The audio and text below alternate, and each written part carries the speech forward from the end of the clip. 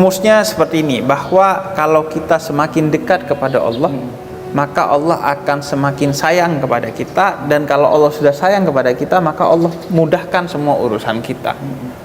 Nah, diantaranya adalah cara kita mengetuk pintu kasih sayangnya Allah. Itu bukan hanya melakukan yang wajib. Kalau yang wajib itu memang suatu kewajiban bagi kita, maka tambahi dengan yang sunnah. Diantaranya sholat duha, kemudian sedekah, jangan cuma zakat, sedekah juga. Karena itu semua diriwayatkan dalam hadis dan juga di dalam Al-Quran, bahwa akan mengundang datangnya rezeki dari Allah Subhanahu wa ta'ala. Bahkan janji Allah dalam suratul Baqarah ayat 261, kalau kamu itu bersedekah kepada orang-orang yang membutuhkan, maka Allah akan ganti dengan 700 kali lipat. Ya Allah. Jadi satu sedekah itu seperti satu benih yang tumbuh, dan dari satu benih yang tumbuh itu tumbuh 100, dan itu jumlahnya ada 7 benih yang tumbuh dengan satu sedekah. Jadi 700. Makanya suatu hari Imam Hasan Al-Basri, salah seorang wali itu pernah kedatangan tamu. Jumlahnya ada 6 orang. Tapi dia gak punya roti kecuali 1. Wah, ini gimana nih mau nyajikan roti ke 1? Kemudian dia ingat bahwa kalau kita bersedekah, maka Allah akan beri yang banyak.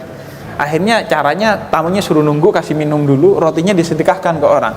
Nggak berapa lama ada tamu lain yang datang untuk memberikan makanan yang jumlahnya banyak sekali kepada Imam Hasan Al-Basri.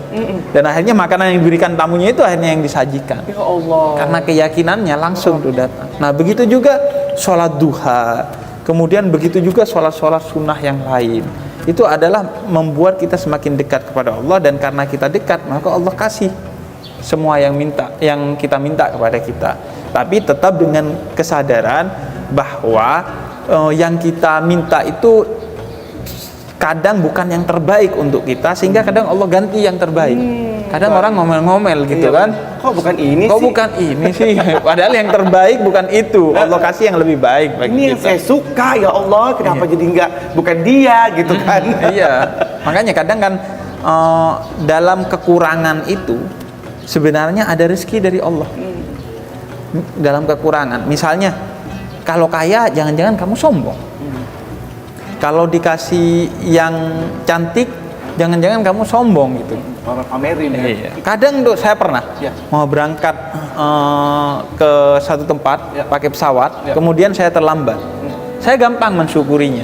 Kata saya, jangan-jangan kalau saya gak terlambat, akhirnya ada apa-apa gitu. Maka bisa jadi keterlambatan. Kadang ada orang kan yang terlambat naik pesawat, ternyata pesawatnya kemudian naudzubillah min dzalik kecelakaan. Berarti keterlambatannya justru rezeki. Jadi misalnya terlambat jodoh, jangan-jangan itu rezeki. Kalau cepat-cepat, jangan-jangan karena kita masih belum dewasa, kemudian hubungan kita dengan istri akhirnya emosional dan akhirnya cerai gitu misalnya. Jadi pintar-pintar mencari kebaikan di sesuatu yang menurut kita buruk, karena kita yakin semua yang diberikan Allah kepada kita adalah kebaikan. Dan yaitu baca Al-Quran, kemudian sholat sunnah, apapun sholat sunnahnya, kemudian sholat tahajud juga, pokoknya semua ditambahilah, jangan cuma yang wajib aja, dikasih juga yang sunnah, agar kemudian Allah sayang sama kita. Kalau cuman gini, antara bos dan karyawan deh misalnya, kalau kamu hanya mengerjakan sesuatu yang memang job deskmu, ya si bosnya biasa aja gitu, oh ya dia orang baik.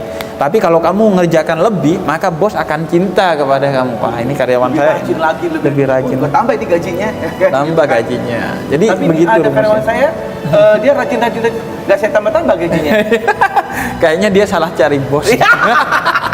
Makasih lah, Habib.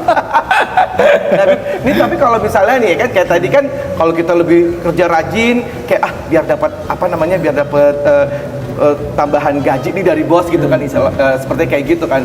Sama seperti kita misalnya kepada Allah gitu, kayak pamrih gitu, kita lebih rajin biar kita minta pamrih. Nah, ibadah minta pamrih seperti itu gimana tuh? Iya, minta pamrih kalau karena keyakinan atas janji Allah itu nggak apa-apa. Misalnya Allah yang janji bahwa kalau kita bersyukur akan ditambah, nggak apa-apa. Kemudian Allah yang janji kalau kita sedekah akan dikembalikan 10 kali lipat, nggak apa-apa. Atau Allah yang janji kalau berbuat baik akan masuk surga, berharap surga, nggak ada masalah.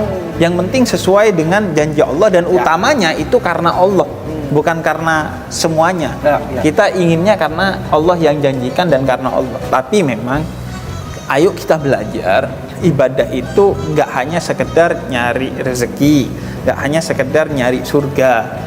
Tapi kata para sufi, orang-orang yang dekat dengan Allah, kalau bisa ibadahnya itu murni karena nyari Allah, ingin dekat dengan Allah, ingin ketemu sama Allah.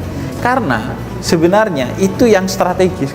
Kalau kita strategi itu doanya itu bukan masuk surga, tapi ketemu Nabi Muhammad di akhirat. Ya Allah. Kalau ketemu Nabi Muhammad pasti surga, dan surganya pasti di atas, paling atas. Kalau kita minta masuk surga belum tentu di paling atas. Bisa jadi di surga yang nggak premium lah, yang bawah-bawah gitu.